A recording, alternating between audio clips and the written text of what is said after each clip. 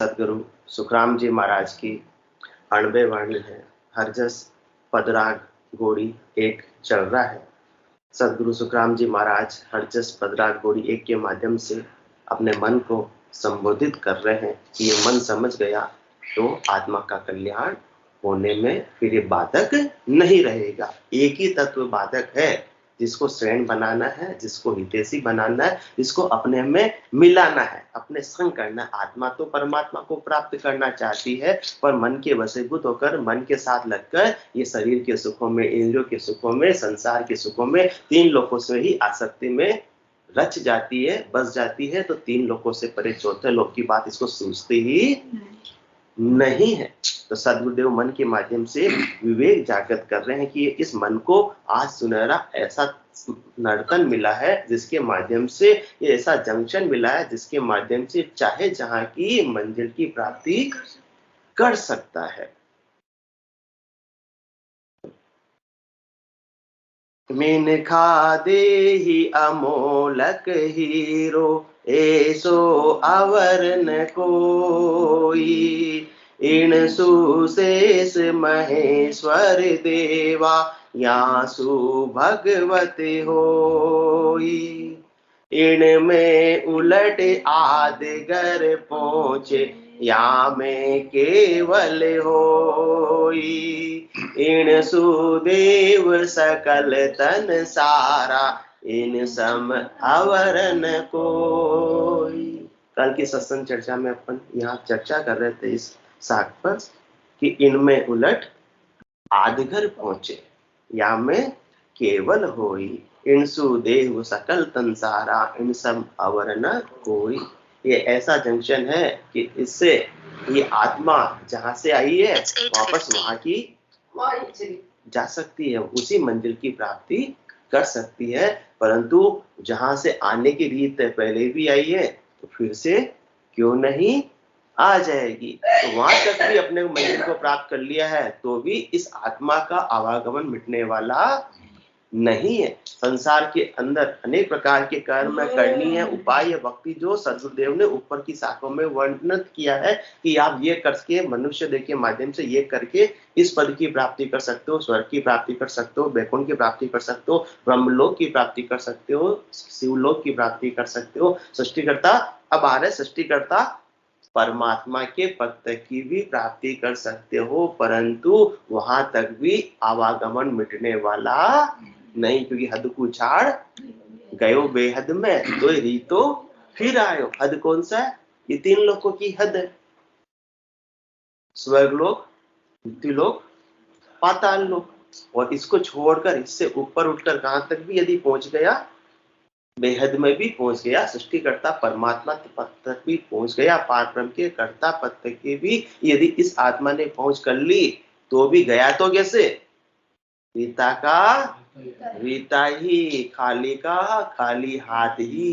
क्योंकि आत्मा काल अपन ने सत्संग चर्चा में बात की, कहां से आई है? सृष्टिकर्ता परमात्मा के पद से ही है, पारब्रह्म के कर्ता पद से ही आई है। किसके लिए आई है? ऐसे केवल की भक्ति करके, राम नाम की कमाई करके गुरुपद देश की प्राप्ति करने के लिए आई है, निष्कर की प्राप्ति करने के लिए आई है, जहां जाने के बाद आने की रीत नहीं है। तो क्या किया? किसी को हद तक का साधन मिला तो हद तक का ही उपाय किया और हद में ही रह गए। किसी ने बेहद तक का उपाय कर लिया तो सृष्टिकर्ता परमात्मा पद की प्राप्ति कर ली, कर्ता पद की प्राप्ति कर ली, आदगर की प्राप्ति कर ली। आदगर की प्राप्ति के बाद भी अनंत श्री सदगुरु सुखराम जी महाराज फरमा रहे हैं कि हद को छाड़ गयो बेहद में, तो ही रीत तो फिर आयो। हद को भी छोड़ दिया, बेहद में भी चला गया, फिर रीता क्यों बता रहे हैं? तो ही रीत तो फिर आयो। हाँ, किसी उद्देश्य के लिए अपन कहाँ गए? पर मुल्क के अंदर आए। ये तीन लोगों के अंदर ये आत्मा आई है, ये वर्गखंड में आई है, तो ये कहाँ आई है? पर मुल्क में आई है। और किसके लिए पर मुल्क में आई है? ऐसी राम नाम की कमाई करने के लिए पर मुल्क में आई है। और ऐसी राम नाम की कमाई तो की नहीं, और अन्य उपाय किए, और अन्य उपाय करके पहुंच तो वापस वही गई जहां से आई थी, परंतु खाली हाथ चली गई। कम जा काज गया पर मुल्का, कर कम जागर आया, सुख दुख सही पूछिया, कुशला माल अलेखे लाया। कैसे जाना था? अलेखे माल लेकर जाना था। अलेखे मतलब जिसका कोई हिसाब किताब ही ना हो सके, जो गिनती में ही ना आ सके, ऐसी अनंत कमाई को इस अनंत परमात्मा की भक्ति करके जाना था, लेकर जाना था। कौन से देश में? सृष्टिकर्ता परमात्मा के पद से भी आगे केवल पद आनंद पद में जाना था। परंतु ये आत्मा वहां तक तो पहुंची नहीं, वहां तक का उपाय किया नहीं। वो कहां तक का उपाय किया? इणसु उलट आदगर पहुंचे, आदगत का उपाय किया। तो कैसे गई? ऐसे राम नाम की कमाई तो की नहीं। कौन सी? अलेख्य कमाई, माला माल होकर तो गई नहीं। आज अपन भी देखते हैं ना, यहाँ से भी जिनके काम धंधे नहीं थे, गांवों से, गंगापुर से, कुरस से, कुमारिया से, डोसर से, रायपुर से, बोरानो से, बिलवाड़ा के जो आसपास के गांव है, सब लोग कहाँ गए काम कमाई करने के लिए? गांव में तो कोई कमाई थी नहीं, कहाँ गए? अहमदाबाद गए, गुजरात गए, सूरत गए, कोई कोई बेंगलोर तक भी चले गए। अब वहां वापस आएंगे, लाभ कमाई करके आएंगे तो नगर सेठ कहलाएंगे या नहीं कहलाएंगे? भाई गंगापुर के नगर सेठ है। वहां जाकर क्या करने लग गए? केवल मात्र मजदूरी करने लग गए। तो मजदूरी जो कर रहा है बाहर जाकर, उसको क्या मिल रहा है? मेहनताना मिल रहा है, मजदूरी मिल रही है, तनख्वाह मिल रही है, सैलरी मिल रही है ना? उसका पारिश्रमिक मिल रहा है, उसका वेतन मिल रहा है, किसी भी नाम से कह दो।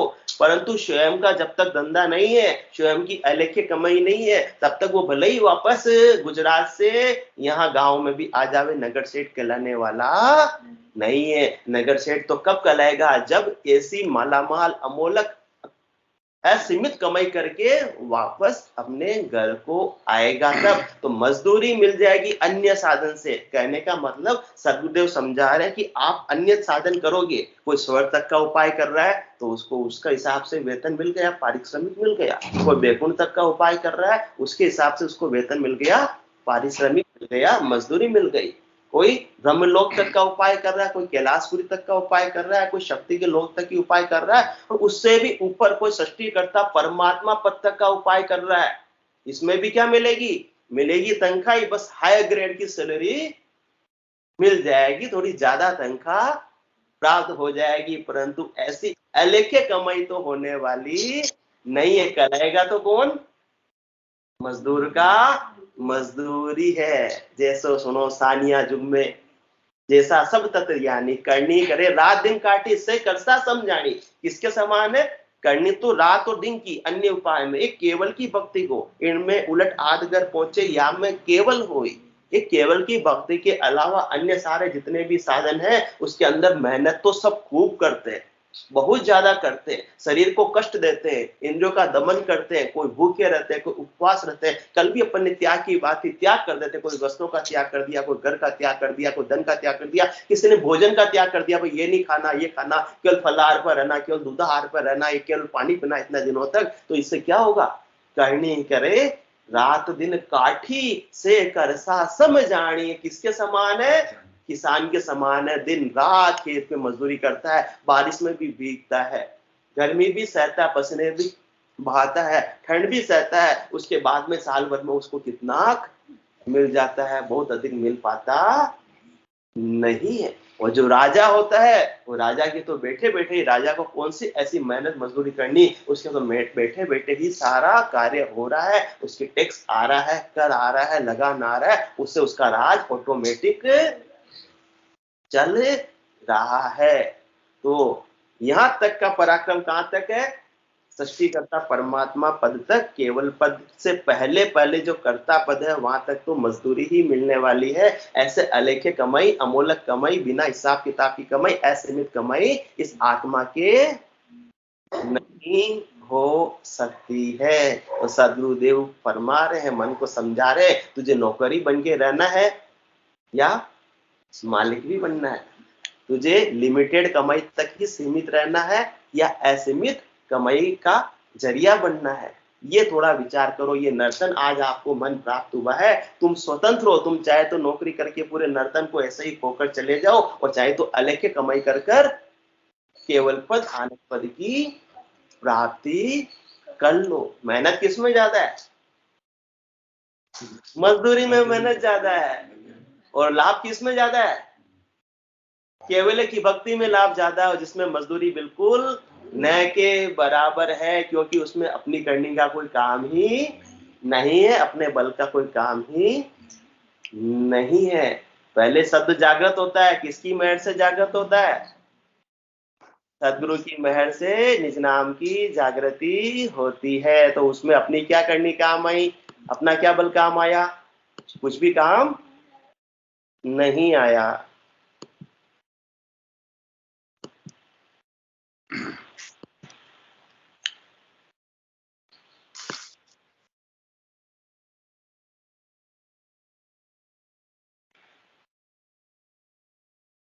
तो निज नाम की जागृति सदगुरु की मेहर से, दया से, कृपा से हो गई। उसके बाद में आत्मा को केवल पद आनंद में कौन ले गया? ये निज नाम ले गया। तो इसमें अपनी करनी क्या रही? अपना बल क्या रहा? और जब करनी ही नहीं रही तो करने का कर्तृत्व, अभिमान भी नहीं रहा। ये फर्क है, बिल्कुल है कर्ता पद और अकर्ता पद पास पास में, दोनों ही पाद ब्रह्म के दो डिपार्टमेंट है, परंतु इतना फर्क है, प्राप्त करने का तरीका भी अलग है। और वह प्राप्त कर भी लिया तो वापस आना जाना मिटने वाला नहीं है। और केवल पद आनंद पद की भक्ति राजयोग के समान है। और एक बार जिसने ऐसे केवल पद आनंद पद को प्राप्त कर लिया तो आवागमन उस आत्मा का हमेशा हमेशा के लिए मिट जाता है। तो जो केवल पद आनंद पद से पहले पहले का कार्य है वो किससे? अपनी करने से, अपने बल से, अपने पराक्रम से, अपने पुरुषार्थ से, अपने हट से, अपनी तपस्या से आदि घर की प्राप्ति हो सकती है। उसमें किसका जोर है? अपने कर्तृत्व अभिमान वहां तक बना हुआ रहता है, कर्ता भाव वहां तक बना हुआ रहता है कि मैंने ये करनी की, मैंने ये करनी करके, मैंने कठोर साधना करके, मैंने अहोम सोहम की साधना करके, मैंने बेकरी वाणी से राम नाम का सुमरन करके, मैंने अथाह तपस्या करके ये आदि घर की प्राप्ति कर ली है। तो क्या भाव है? अभी तक तो कर्ता भाव है, कर्ता भाव है। तो जब तक कर्ता भाव है, कर्ता भाव के साथ में कोई भी करनी कर रहे हैं तो वो निश्चित रूप से कर्म बंधन उसके साथ में जुड़ा हुआ है, लगेगा ही लगेगा। तो कर्म बंधन जब तक आत्मा के साथ में जुड़ते जाएंगे तब तक तो आत्मा का आवागमन छूट ही नहीं सकता। ये तो सदगुरुदेव अपने को समझा रहे हैं, तो कॉमन सेंस की बात है भाई। जब तक कर्ता बने हुए हो तब तक तो कर्म बंधन करने का लागू होगा ही होगा। और जैसे ही अकर्ता बन गए और फिर उसके बाद में करनी भी कर रहे हैं, करनी करे निकर्म रहे, ऐसे युक्ति लखाए, सदा विलास त्रास नहीं मन में, भोग में जोग जमाए। तो करनी भी कर रहे हैं परंतु कर्ता भाव नहीं है, कर्तृत्व तो अभिमान नहीं, करने वाला मैं कौन हूं? मैं तो कुछ हूं नहीं। जो निज नाम की जागृति हुई किससे हुई? सदगुरु की मेहर से हुई। और केवल पद आनंद मत की प्राप्ति किससे हुई? निज नाम के माध्यम से हुई। अमर लोक का अमर प्रेस्ता, सोहंस लेवन आवे, मृत्यु लोक का संत प्रेस्ता, दे परमोद पठावे। सीधी सीधी बात सतगुरुदेव ने करनी। अब अपन ने क्या किया? दोनों ही करने वालों का बात बता दिया। अमर लोक का अमर प्रेस्ता, सोहंस लेवन आवे, सरस्वती आत्मा को लेने के लिए कौन आता है? निज नाम आता है। और किसके माध्यम से आता है? मृत्यु लोक का संत प्रेस्ता, दे परमोद पठावे। तो सदगुरुदेव का फरमा रहे हैं कि आपकी करनी से, आपके बल से, आपकी बुद्धि की विलासिता से, आपके ज्ञान से, आपकी पढ़ाई लिखाई से, आपके चातुर्य से, आपके होशियारी से आपको केवल पद आनंद पद मिलेगा। ऐसा होता तो अभी अडानी और अंबानी केवल पद आनंद पद में पहुंच चुके होते, और अपना तो नंबर ही आने की अपन सोच भी नहीं सकते। परंतु ये इसमें किसका कारण है? अपने करनी का, अपने बल का, अपने अभिमान का नहीं है। जहा दिन मेहर भई सतगुरु की, सता उदय गट होई, ता दिन तिथि लिखी केवल की, ता में कसर न कोई। किसकी मेहर से? सदगुरु की मेहर से बुकिंग हो गई। अब बुकिंग हो गई तो निज नाम अपने को ले जा रहा है। जहां बिछड़िया जा जाय समाया। वो कहां से आया? अमर लोक का अमर फरिश्ता। कहां से आया? अमर लोक से आया। किसके लिए आया? वो फरिश्ता है। किसके लिए? आत्मा को भेजने के लिए आया। सो हंस लेवन आग, हंस को लेने के लिए आया। तो आया है अभिमान, तो वापस तो अपनी मंजिल को जाएगा ही जाएगा, उसमें कोई रोकने वाला है नहीं।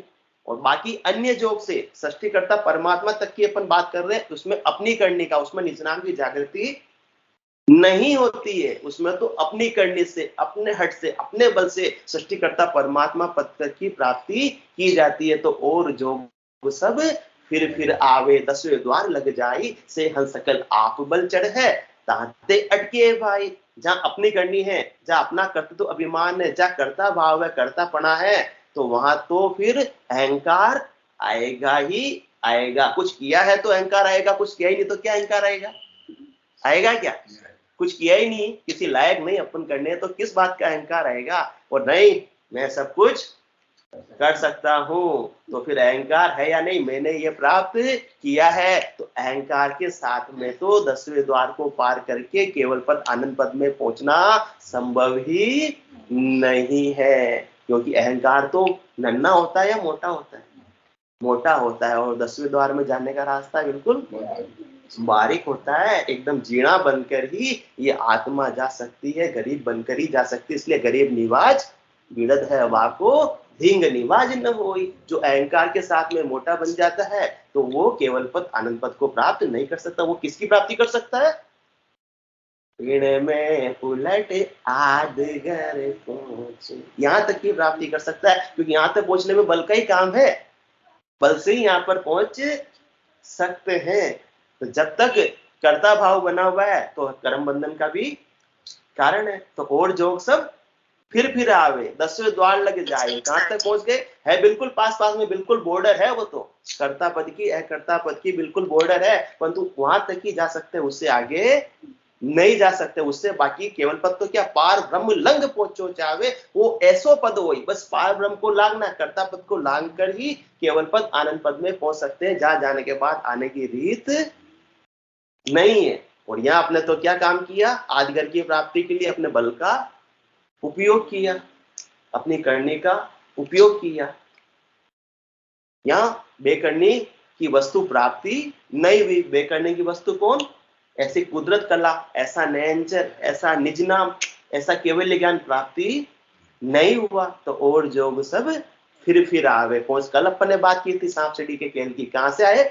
99 से फिर कर आ गए, बिल्कुल 4-5 पे नीचे आ गए। और जोग सब फिर आवे, 10वें द्वार लग जाई, से हंस सकल आप बल चढ़े। क्यों? कारण भी बता रहे, क्योंकि वो हंस भक्ति तो कर रहा है, हंस तो है, भक्ति तो कर रहा है, परंतु अपने बल पर कर रहा है। इसलिए ताते अटके भाई। बल का क्या होगा?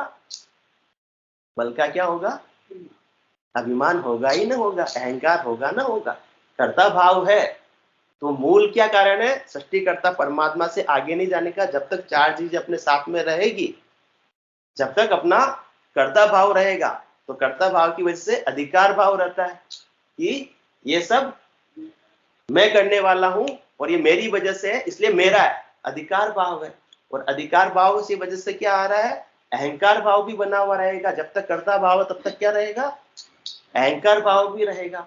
और अपेक्षा भाव भी रहेगा कि मुझे इनसे बदले में कुछ सुख की प्राप्ति हो। और आग्रह भाव भी रहेगा, मतलब जिद का भाव भी रहेगा, हट का भाव भी रहेगा, मुझे होना ही, ऐसा प्राप्ति होनी ही चाहिए। जिसमें अपने बल का काम है ही नहीं, अपन ने कुछ किया ही नहीं, तो उसके अंदर तो सहजता आ जाती है। जो करो सो राम जी, मैं तो करता नाई, राम चरण जो मैं करूं, बड़ी चूक मुझ माई।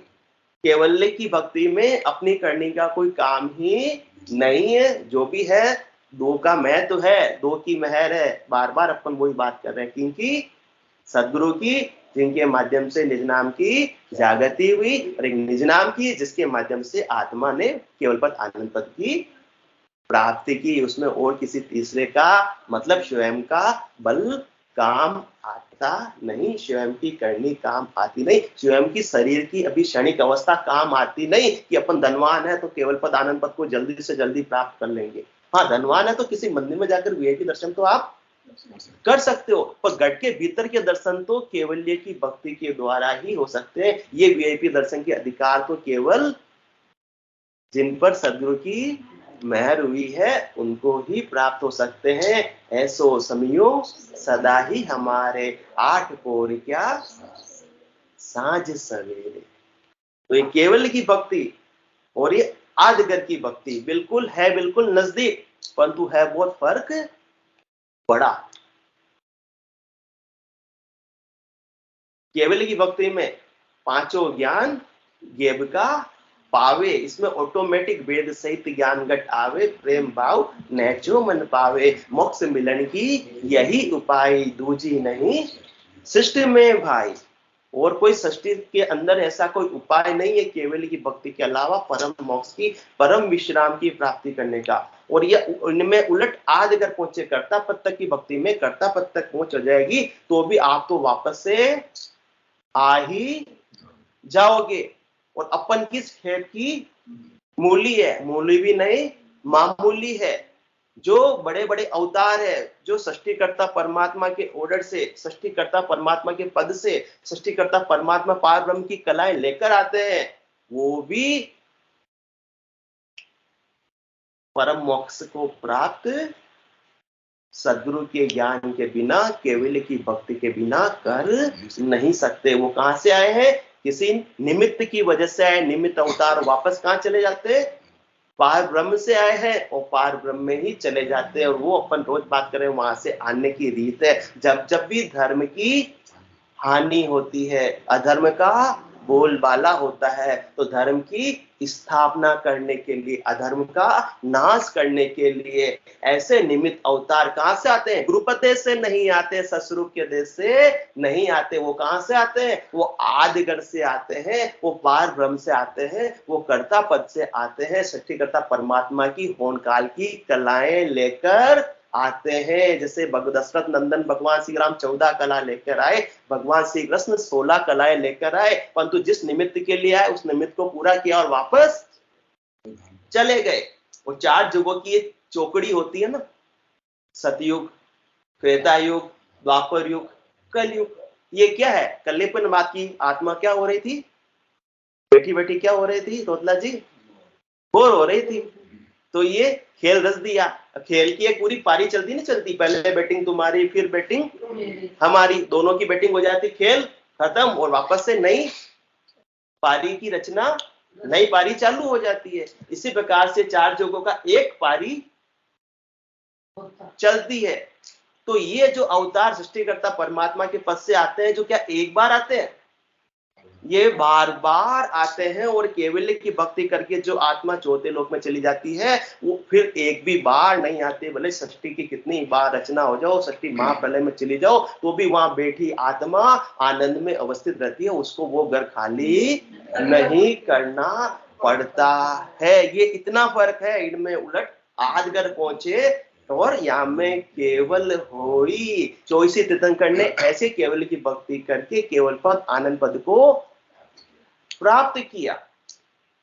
तो आज सपने में भी आते नहीं है।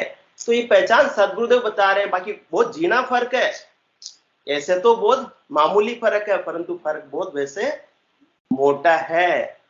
इसमें कर्ता पद और अकर्ता पद की पहुंच कैसी है, ये पहचान और सदगुरुदेव खुलासा करते हैं कि चौथे पद तो वे जन पूगा, जाया परीक्षा होई, 3 लोक में कोई न लखिया, ज्ञान दृष्टि कर जोई, सुन अवतार अलख सो बाजे, बार बार यहाँ आवे, कह सुख राम तीर्थंकर पूगा, कोई सपने आण बतावे।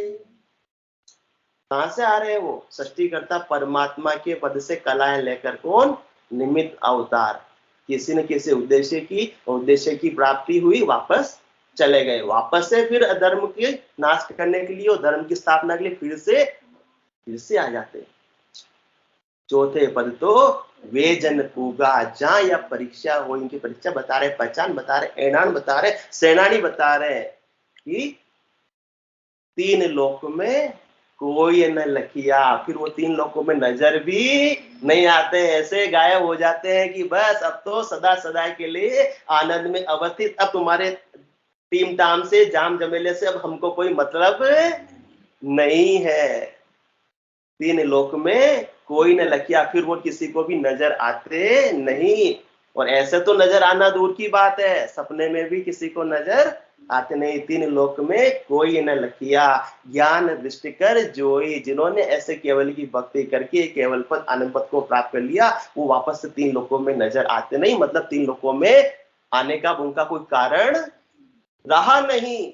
और जिन्होंने आज घर की प्राप्ति की है, वो तो क्या करेंगे? सुन अवतार अलख सो बाजे। बाजते हैं कहां से? करने में चलो करतार तो है ही है, भगवान तो है ही है, परंतु अलख, सुन अवतार अलख सो बाजे। अलख किसको कहते हैं? जो लखने में नहीं आते, परंतु वो तो बार बार सबको नजर आते नहीं आते। जब जब भी धर्म की हानि होगी और धर्म की अधर्म का नाश करना होगा, तो धर्म की स्थापना के लिए तो नजर आते नहीं आते, लखने में आते नहीं आते। इन चरम चक्षुओं से भी लखने में आते हैं, नजर में आते हैं। अपना कार्य करते हुए सबको उस समय पे, उस काल में, उस परिस्थिति में सबको दिखते हैं। सुन अवतार अलग सो बाजे। बाजने के तो, कहलाने के तो क्या है, वो अलग है, परंतु लखने में तो दिख तो रहे। क्यों क्यों दिख रहे हैं? क्योंकि उनकी पहुंच कहां तक की हुई? करता पक्की। सुन अवतार अलख सो बाजे। बाजने के हैं भाई, पर बार बार यहाँ आवे। बार बार आ जाते हैं, उनको भेज दिया जाता है। जैसे कोई युद्ध होता है तो सैनिक तैयार रहते नहीं रहते हैं? जैसे ही बिगुल बज गया, ऑर्डर हो गया, और सब सैनिक रण क्षेत्र में रवाना हो जाते हैं।